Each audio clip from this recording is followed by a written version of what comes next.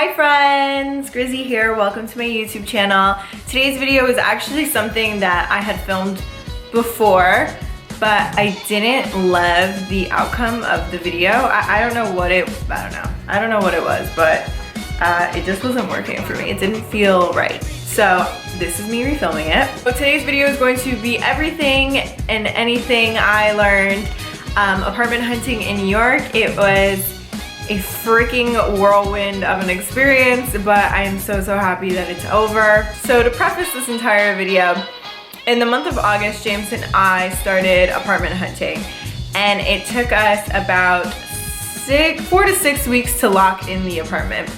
And during that time was extremely stressful. I had lived on my own before in Connecticut, so I was familiar with the process as far as like what you need to move. However, I didn't have to do that when I moved from Connecticut to New York because James already had his own place. So that worked out really well for us, except now we had to do this whole thing all over again. It took us about 6 weeks to lock in the apartment, and it was so overwhelming because things go just as fast as like the people do. And then on top of that, you're like trying to make sure you're not getting scammed, and it was a lot. If you're moving, I hope this helps you. Some of these things I knew beforehand. It's more of just like when you decide to move here, you have to go so fast, especially if you're doing this by yourself. It's rough. So my first piece of advice is to get all of your documents together. You're going to need identification, proof of income, etc., etc.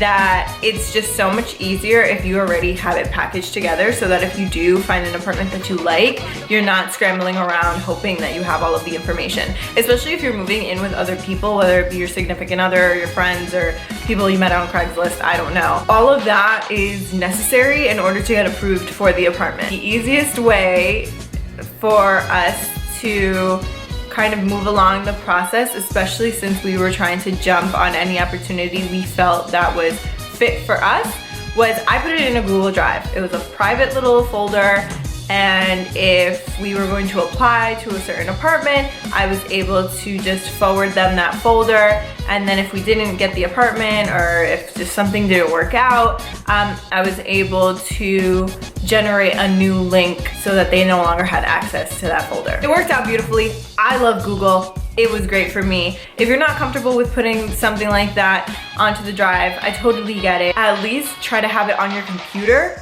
because you're gonna have to email it to whoever's in charge anyway. It saves you such a headache, and it makes things go so much faster. The second portion of that is pretty self-explanatory. Make sure you have money. Like, make sure you're financially ready to make that move. You know, a lot of the apartments we saw had broker's fees.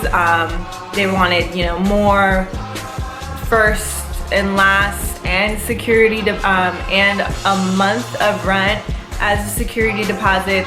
You just never know what or how much it would cost to actually move into the place of your choice. So save as much as you can if you can.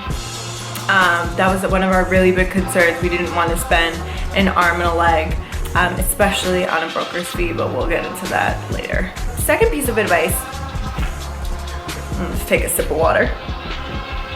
The second piece of most valuable advice that I can give is something that nobody ever told me before, and I hadn't done this before, but I got a Google number. The Google number was the best thing I did because I was able to just give this number to landlords or like potential landlords, management companies, brokers, anybody who I felt could help me. And then when the process was over, I didn't have to deal with them anymore, because you know that these are like, there are so many people who will like contact you like several times and like bombard your personal life. I would give the broker my Google number, and we were able to communicate that way, and it went straight to my regular number. Like, I would come up in my text messages. All I had to do was download the app if I wanted to respond via there, or I could respond via like I would text anybody else. The Google number was also great because when I was reaching out to apartments, I wasn't worried. Okay, because I went on all kinds of sites to find an apartment, and I'm really glad I didn't give him my real number. Let's just put it that way. That being said, don't be afraid to browse any and every site available to you. The internet is a scary but also beautiful place. I was not shy as far as different websites that had listings. So I'll probably put some like icons here, some icons here. Craigslist was a big site for us. I was talking to any and everybody. The only thing to be aware of is when you're on sites like Rent Hopper or Street Easy or Zumper or whatever you're using, there are old listings there. So if you can, try to contact someone on that site to verify if that apartment is still available. I had so many apartments that I was like, oh my god, this is a great opportunity. Like, it's in the neighborhood we want and it's in our price point, etc., etc.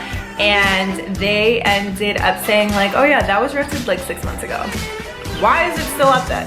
Like, there were so many cases of that. It was extremely frustrating. That's why it's almost better to like work with someone, but if you don't want to, I totally get that. Again, I didn't want to pay the broker's fee. Oh, I can hear someone in the hallway. We really did have a library of websites, but it was more, it became really, really overwhelming because it almost felt like every time we were reaching out to somebody, we got denied. What was really funny is that how we got our current apartment, I did a lot of the searching because James works like a lot of different hours, and I was always able to schedule viewings after work because I work 9 to 5. I did this for like weeks and weeks and weeks on end. So I did it for like 4 weeks, right? Just straight, you know, drilling through these websites and talking to like a million people. And then one day James was off and he's like, okay, I'm gonna sit down and I'm gonna look for apartments.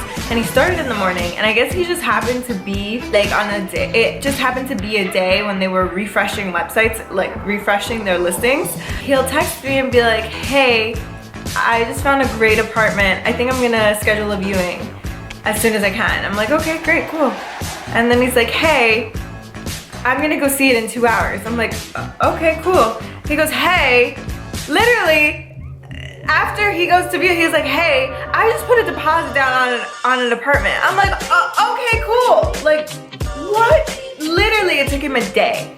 It was insane. But that's not the point. The point is, because we also were very diligent. Like, there was always a new listing every single day. So have alerts, have things saved, like just, you gotta make sure you're on top of it because apartments go so freaking fast that you'll feel like you'll never get it if you're not like extremely diligent. And that being said, don't be afraid to look in areas that you didn't think about. Like, we were pretty open to different neighborhoods in Brooklyn, but I mean, of course we really wanted to stay in the neighborhood we were in. It's just with our price point, we had to be flexible. We're happy about it, don't get me wrong, but don't be afraid to go into neighborhoods that you didn't think you would ever go to. I personally love the neighborhood that we live in now. I just knew that as long as it ticked all of our boxes as to what we wanted in the apartment, that it was a go, it was a move. If you're curious to see what's on our apartment checklist, you can go to my other video. It's an apartment vlog style, and yeah, watch it. It's pretty cool. Overall, even though it was a lot of work, and I feel like it was really hectic, it was rewarding in the end. This brings me to my last point of be prepared to be underwhelmed by the spaces you see here. It's a lot of fucking money. It's not cheap to live here, but it can be manageable so long as you are dedicated. I saw so many apartments where I was like, this is it. Yeah, you're kissing a lot of frogs before you find a prince, I'll tell you that much. And apparently, lucky for me, James just was the lucky guy.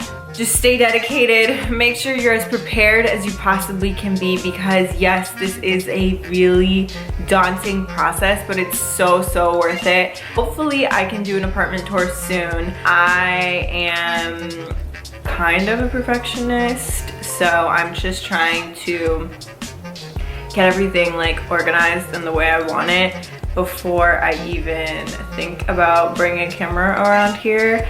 So yeah guys, I think that concludes today's video. If you enjoy videos like this, please like it and comment down below and let me know. If you have any questions, concerns, comments in general, let me know. That would be super cool.